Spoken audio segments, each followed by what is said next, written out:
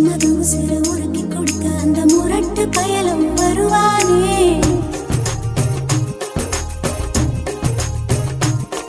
இந்த சேலை வாங்கி கொண்டு சேலை வாங்கி தன் சொந்த